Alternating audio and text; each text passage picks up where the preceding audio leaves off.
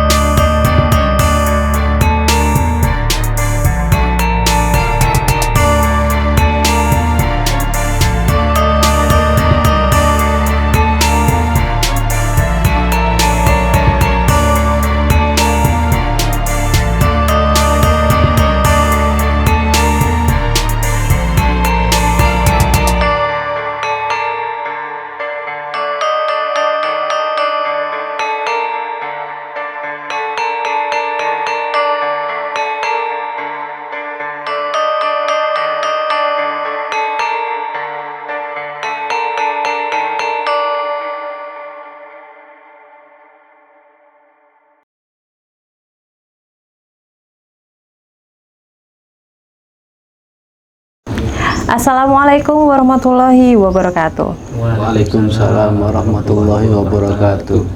Salam bela diri.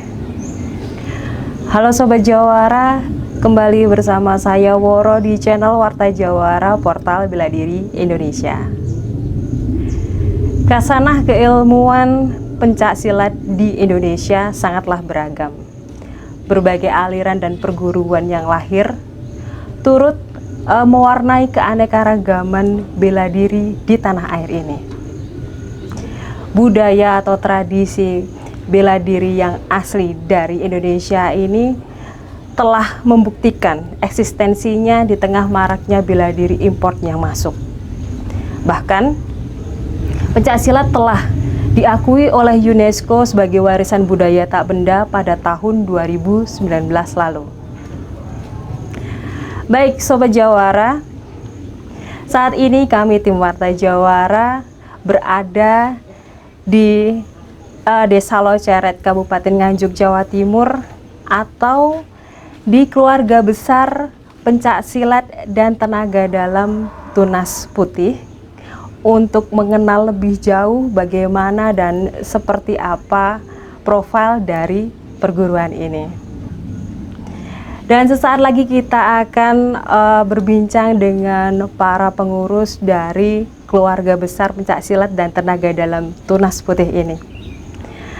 Namun sebelumnya, bagi Sobat Jawara yang belum subscribe, silahkan klik tombol subscribe terlebih dahulu. Dan jangan lupa nyalakan tanda loncengnya untuk mendapatkan update informasi terbaru dari kami seputar bela diri di Indonesia. Dan Sobat Jawara, saat ini saya sudah bersama dengan para pengurus keluarga besar pencak silat dan tenaga dalam Tunas Putih, yaitu bersama Bapak Mas Munir. Iya. Beliau adalah ketua umum dari keluarga besar pencak silat dan tenaga dalam Tunas Putih. Lalu Bapak Serman Prihatmoko, sarjana pendidikan. Beliau selaku sekretaris keluarga besar pencak silat dan tenaga dalam Tunas Putih, serta Bapak Khairul Anam, sarjana pendidikan Islam selaku Dewan Pelatih keluarga besar pencak silat dan tenaga dalam Tunas Putih. Baik, selamat pagi Bapak-bapak. Assalamualaikum. Waalaikumsalam warahmatullahi wabarakatuh. Iya.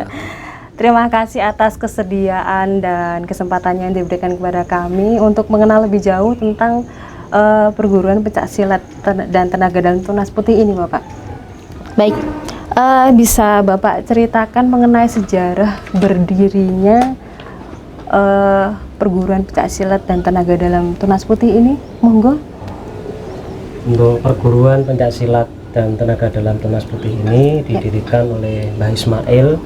Beliau selaku mursyid dan muassis pendiri Tunas Putih yang awalnya didirikan di Desa Jatirejo, Kecamatan Loceret, Kabupaten Nganjuk.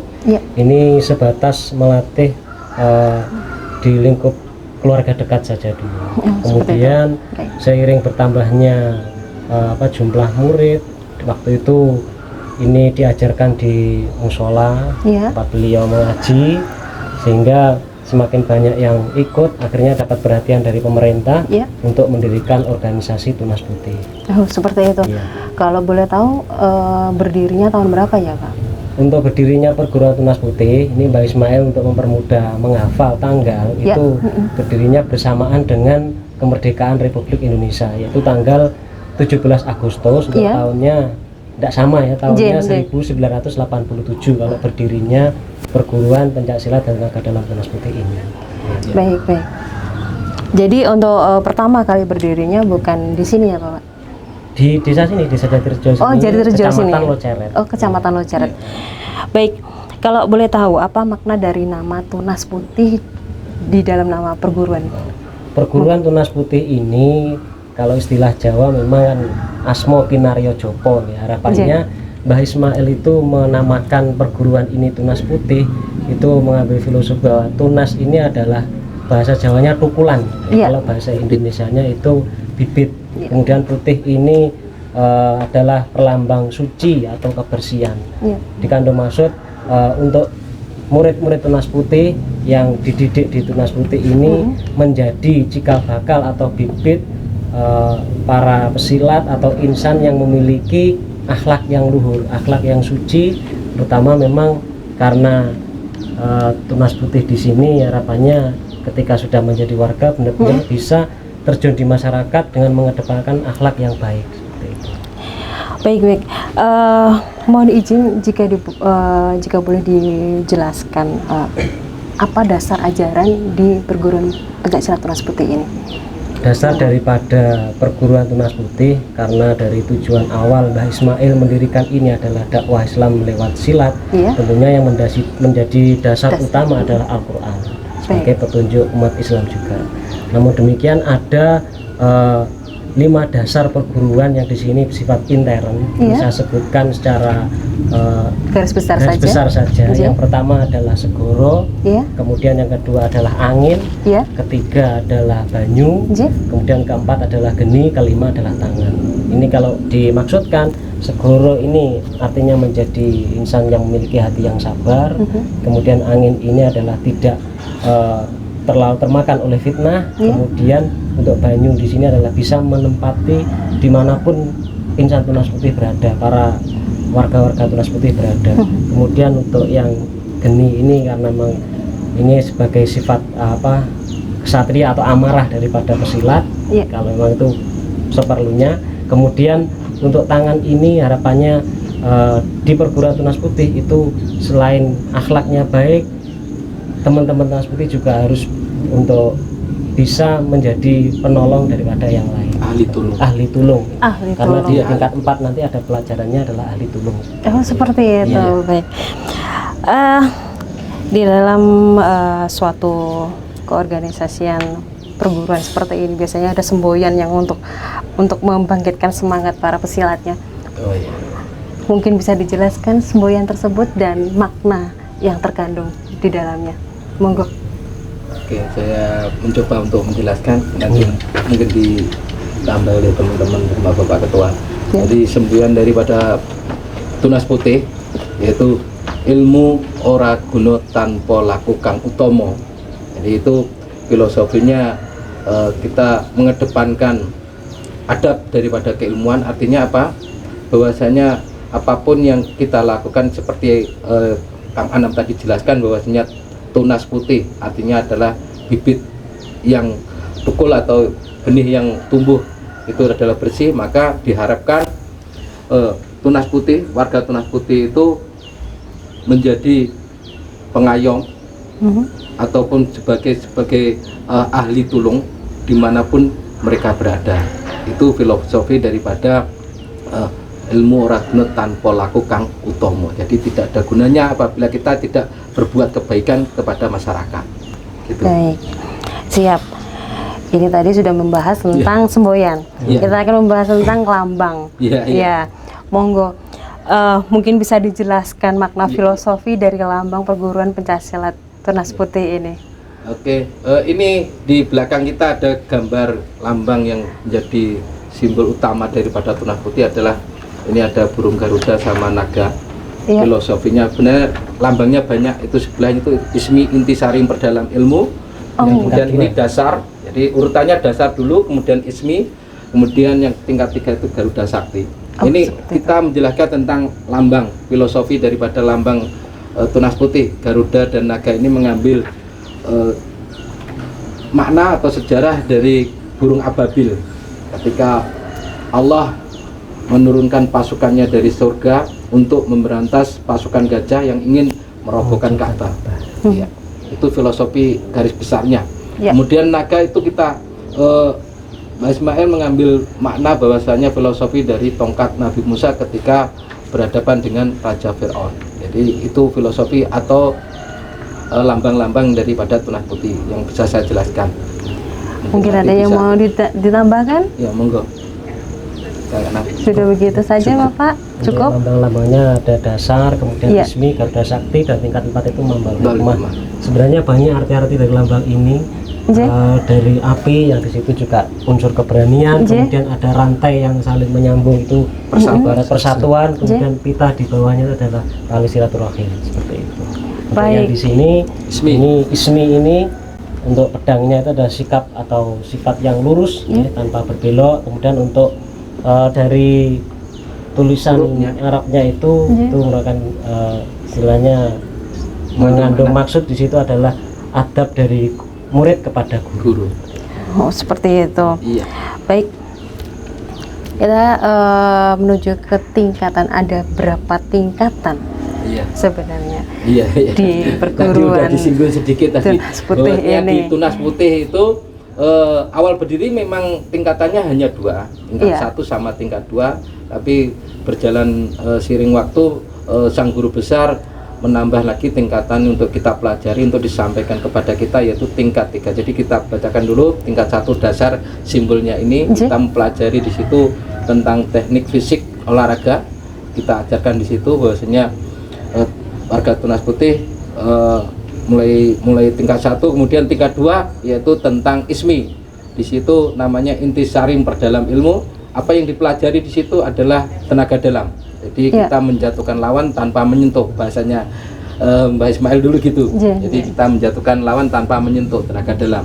Kemudian tingkat 3 yaitu Garuda Sakti. Garuda Sakti itu adalah menjatuhkan lawan tanpa lama-lama, artinya hitungan detik saja, Inti saja. inti saja. Ya, itu Garuda Sakti. Kemudian tingkat 4 itu namanya Mambaul Hikmah.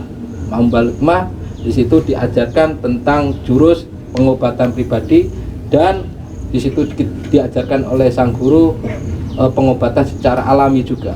Jadi secara tenaga dalam juga diajarkan secara alami, beliau juga sampaikan kepada kita ramuan-ramuan secara herbal. Iya, Oh, gitu. baik. Dari tingkatan ini ditempuh oleh para pesilat itu berapa lama biasanya, Bapak? Dari setiap tingkatannya? Untuk tingkat dasar itu di awal itu kita ada masa pendidikan itu selama 2 tahun.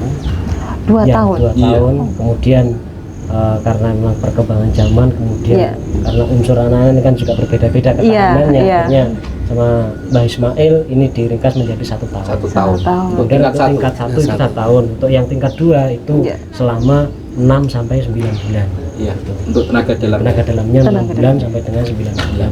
Untuk Garuda Sakti yang itu dipelajari jurus-jurus inti saja, ini karena memang materinya tidak sebanyak di tingkat 2 dan tingkat 3 itu hanya Iya. 3 bulan.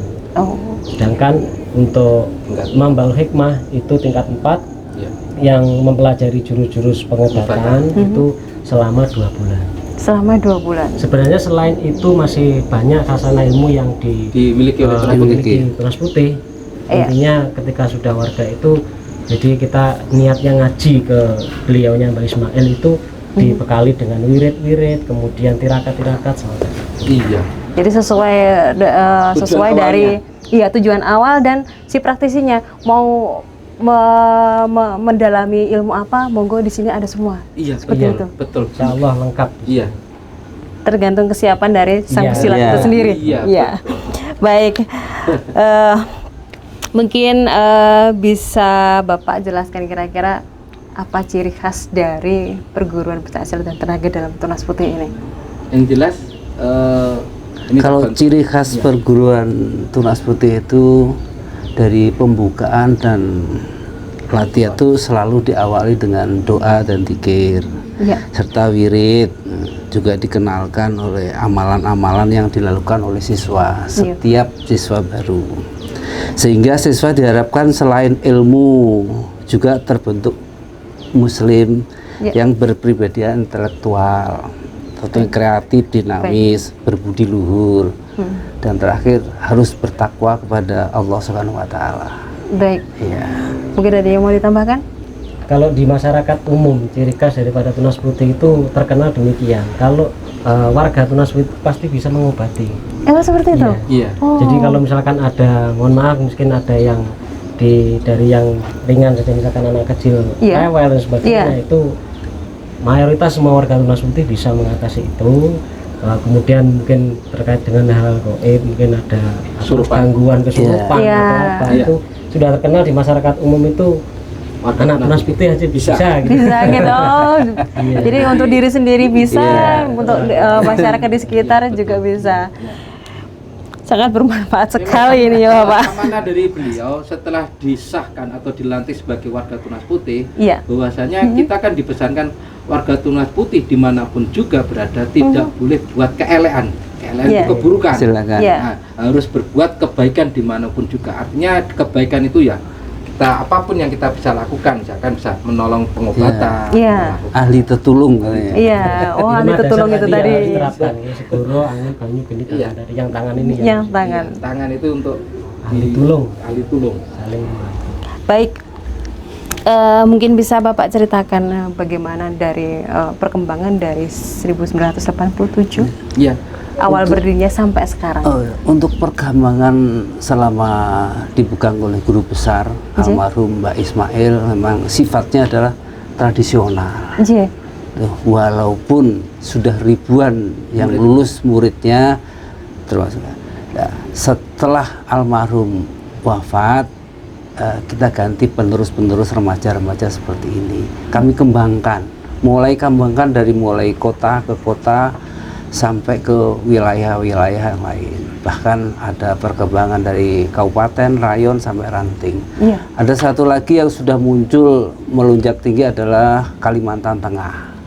Seruyan. Iya, di Tempatnya di Kalimantan Tengah, Seruyan. Itu sudah mulai eventnya juga sudah mulai terus ikut ke tingkat nasional. Iya. Bahkan nah ini selain di Kabupaten Nganjuk ada Gresik, ada Lamongan, ada Sidoarjo, ada Trenggalek dan lain sebagainya. Wow. Ya, mohon tinggal doa restunya semoga generasi penerus ini terus berkembang. Amin, amin, amin. Semoga segera berkembang dengan pesat, jadi bisa menebarkan kebaikan kepada sesama. Baik. Dan mungkin bisa disampaikan Bapak, harapan-harapan Bapak ini mengenai perguruan pencaksilat dan tenaga dalam Tunas Putih ke depannya. Harapan saya semoga Tunas Putih berkembang di Nusantara. Ya. Artinya tidak hanya 2 kabupaten tapi paling tidak muncul di semua Nusantara untuk mengembangkan ilmu peninggalan dari almarhum dibudayakan di seluruh Nusantara. Baik, mungkin ada yang ditambahkan Bapak untuk harapan-harapan ini? Yang jelas harapan saya mau menambahkan harapan daripada Mbah Ismail dulu almarhum, bahwasanya beliau berpesan kepada kita semuanya, generasi penerusnya, bahwa terus giat untuk meneruskan ilmu-ilmu beliau dengan kebersamaan, dengan persatuan. Kita mengambil di situ juga falsafah yang ada ditulis di bait ismi atau di logo ismi itu, bahwasanya kita harus saling silaturahmi satu sama lain. Karena keilmuan Tunas Putih itu satu orang itu punya keistimewaan masing-masing berbeda. Jadi kita tidak boleh lepas daripada silaturahmi. Intinya pesan kita, Tunas Putih bisa berkembang dengan baik dengan mengedepankan kebersamaan. Itu. Baik, pertanyaan terakhir dari saya. Mungkin ada pesan yang ingin Bapak sampaikan kepada Sobat Jawara dan masyarakat terkait perdamaian dan pelestarian pencaksilat sebagai budaya bangsa kita yang adiluhung. Monggo. Semoga Sobat Jawara dapat menjadi jembatan untuk perdamaian dan pelestarian pencaksilat Indonesia sebagai budaya bangsa yang perlu kita lestarikan dan dijunjung tinggi. Iya. Dan semoga Sobat Jawara semakin berkembang dan semakin menarik konten-konten yang disiapkan untuk kita. Ya, amin. Menambah? Monggo. Insan pencaksilat semuanya, mudah-mudahan kita sama-sama satu pemahaman untuk berlatih pencaksilat di sini bukan untuk adu fisik dengan satu sama lain, tapi harus benar-benar filosofi pencaksilat. Pencak di sini adalah sikap, sila di sini adalah sesuai dengan aturan. Maka kita sebagai warga Republik Indonesia yang juga memiliki semboyan Bhinneka Tunggal Ika, tentunya pencaksilat banyak macamnya, sehingga tetap kita harus rukun bersatu demi negara Republik Indonesia. Amin. Monggo. Yang jelas pencaksilat itu adalah budaya asli daripada Indonesia ataupun Jawa. Kalau yang Tunas Putih ini asli Nganjuk. Jadi satu-satunya pencaksilat asli Nganjuk itu adalah Tunas Putih.